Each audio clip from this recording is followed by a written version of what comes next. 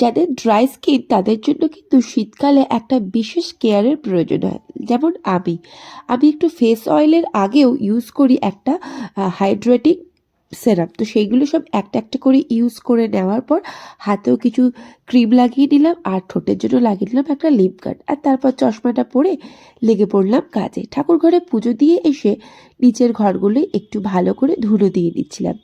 আজ সোমবার, পুজোর একটু তাড়া ছিল, তবে বিশেষ ব্যস্ততা ছিল না, কারণ বাবুই অনেক সকালেই আজকে স্কুলে চলে গেছে।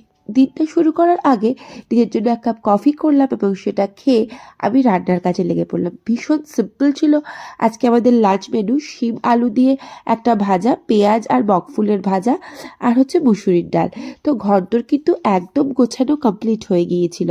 তো বিশেষ কাজ ছিল না বলে কি করব ভাবছিলাম, তো বসে বসে দেখছিলাম লুসিফার ওয়েব সিরিজ। বাবুই এর মধ্যে এসে গিয়েছিল, ওকে খেতে দিয়ে আমিও খেতে বসলাম। টাটা।